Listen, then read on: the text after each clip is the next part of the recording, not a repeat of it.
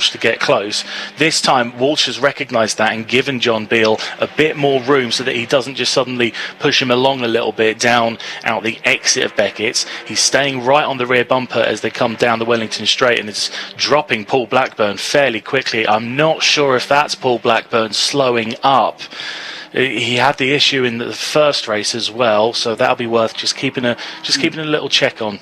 Yeah, it's what sometimes happens if you do have radio contact, that the radio isn't quite as clear as it might be, and getting the message over that you've got a 10-second penalty, all of a sudden thinks, do I have to come in? Do I have to come in? No, you've got a penalty. And confusion reigns, and whilst confusion is reigning, you lose concentration.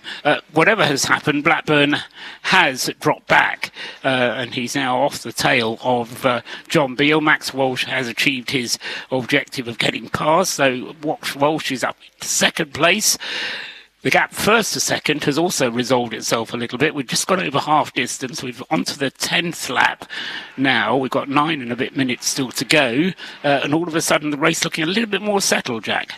Somewhat. Walsh having gotten ahead of John Beale is going to give Beale a bit of an incentive to try and push on. I think we might not have enough time for Max Walsh, if he keeps up the pace from the earlier race, to catch onto the back of the front two, who themselves are setting virtually identical times. So it was the best lap last time round for Max Walsh.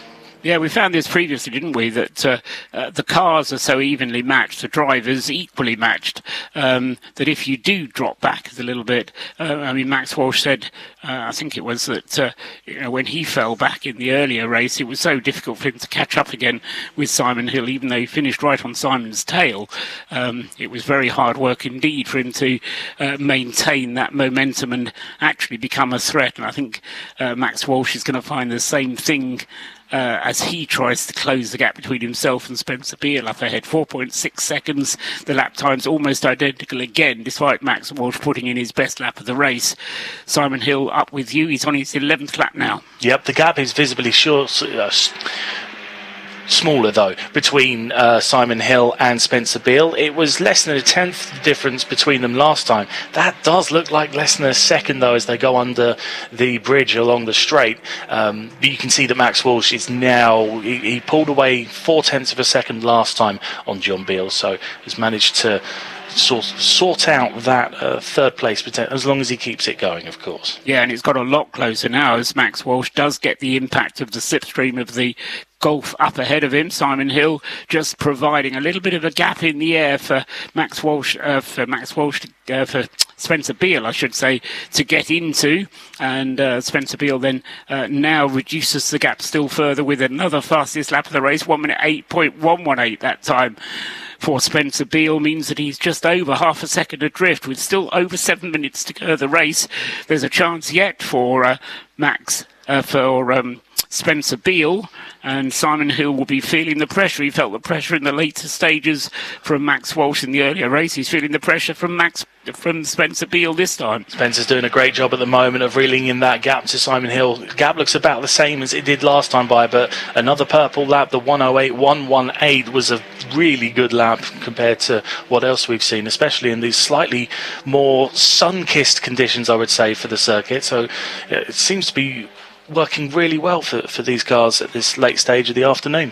It certainly does, yes, and nice to see Silverstone blessed in sunshine, even though it's cold out there. I know, Marshals, you've had a long weekend and it's been pretty chilly out there, and windy as well. I think the wind's been the hardest thing to deal with, and that upsets the balance of the cars as well just a little bit. Hill goes through, 6 and a bit minutes still to go, 12 laps on the book, another quick lap, but not quite as quick from Spencer Beale, so 0.7 of a second remains the gap. Max Walsh, again, there's nothing to choose between the lap times of the top three, nothing to choose really between the top four, because John Beale also lapping in the 1 minute 8 in fourth place. Paul Blackburn, having dropped back, is now consistently lapping once again, not under any threat from Adam Hans, who's the next one up, and Dan Jones. But he does tail of the field. He does have to push on, does Paul Blackburn, to try and maintain that 10-second buffer back to Hans. Although again, he just might not know that he's got that penalty incoming, because to the credit of the number 22 car, he's very much kept on that same sort of pace in the low 1 minute 9s. His best lap being a 1 minute 9.1. And Paul Blackburn's best lap, whilst he was mired in the battles earlier, 108.958. But yeah, I think that gap was 6.6, wasn't it, when you first mentioned it? It's gone up to 7.1, but this is the gap between Blackburn and Hans. So, as I say, from Paul Blackburn's point of view, he needs it to be 10 seconds. He does. I was expecting it to go up a bit quicker compared to the first part of the race, but Hans was mired in his own battle with Jones earlier on. Out the front, it was looking very close there between Hill and Beale. The gap was down to just under 0.6 of a second. They come fairly close again into Maggots and Beckett, but Simon Hill is just putting his car in the right place. Spencer Beale has been consistently running a little bit wide. You're allowed to, though, on the exit of Beckett's, utilising a little bit of the Grand Prix circuit, as it were. They both go out of my view under the bridge along the Wellington Straight, and I'll just keep an eye out to see that gap. Is it growing any more between Blackburn and Hans? No, last time by, Hans was quicker. Yes, and the gap remains at just over 7 seconds rather than the 10 that's on Blackburn's list.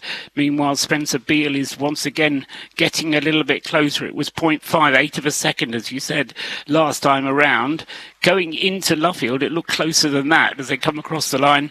I think Beale might have lost just a little bit that time around. The lap times come through, and yeah, it's again, very close between them, just a few hundredths separating their lap times, 0.647 this time, as Simon Hill just about hangs on. We've got 3.5 minutes still to go, so we'll be looking at what we did, 18 laps in the previous one, so another 4 laps to go, 3 at the end of this one, I reckon.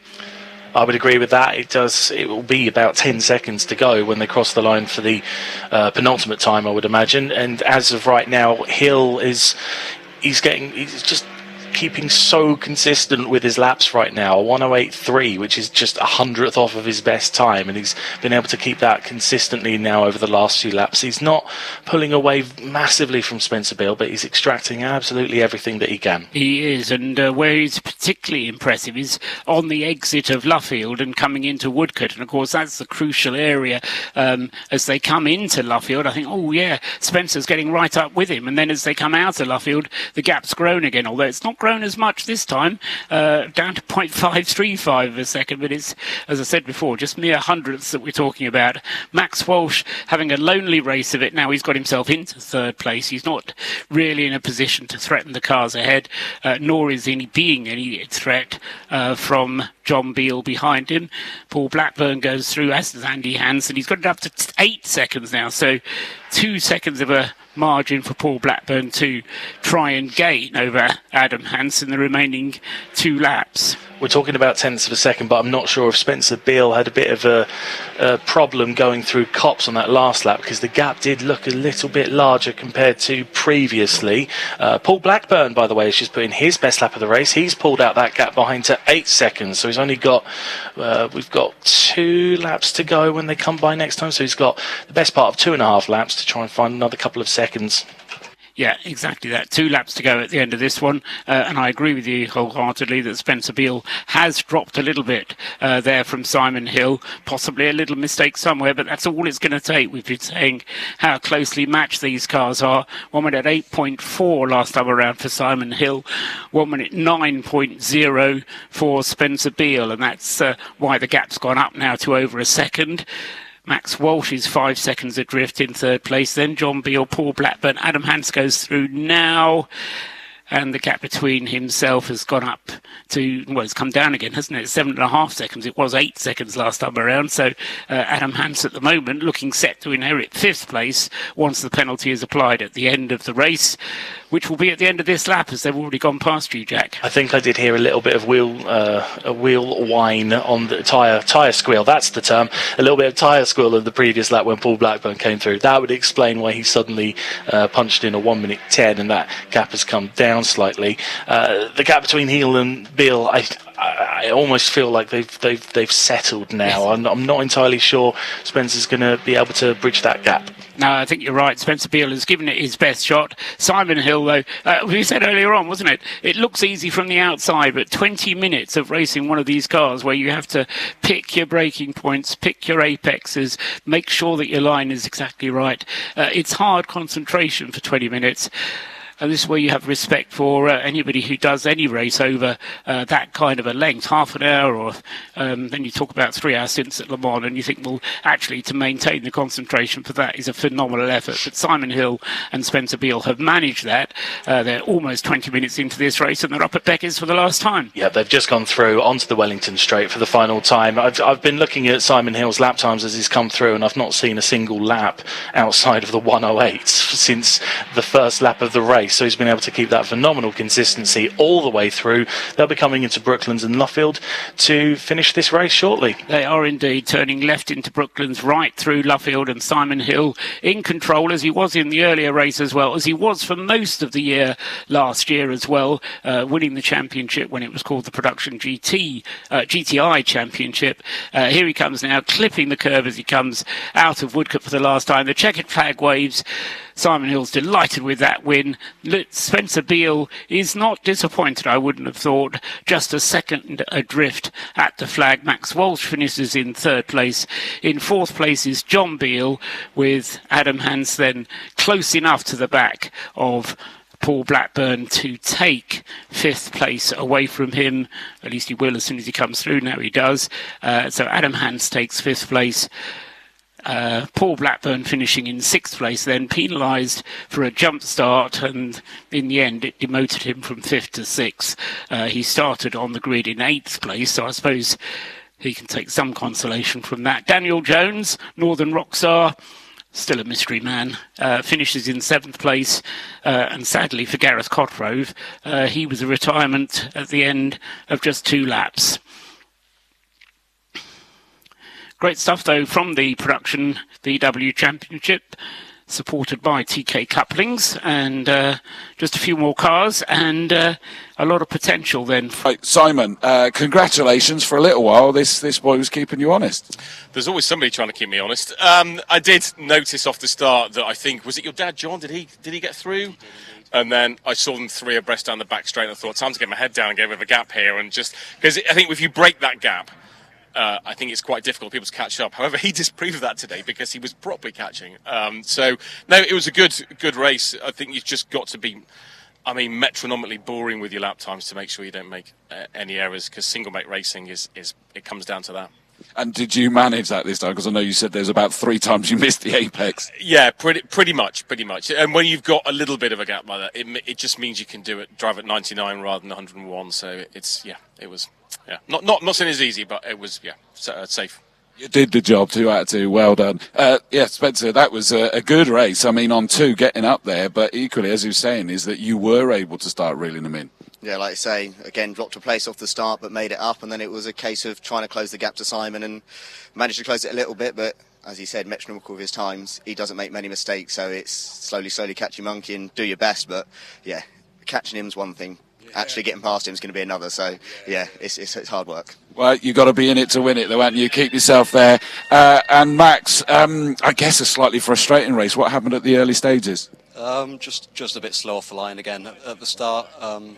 Compromised my position a bit for the rest of the race, so it was good fun making my way back through the field, and very happy with 3rd. Yeah, that was the part I was going to come on to. It was really good, wasn't it? It must have been good fun, just really forcing your way through. It's pretty much what Spencer said in the first race. Once you get hold up a bit, the 2 in front are disappearing. So but really happy with 3rd. Well done, mate. Brilliant job. The top 3 there for the TK Couplings Production VW Championship. Well done, guys. Scott, back to you.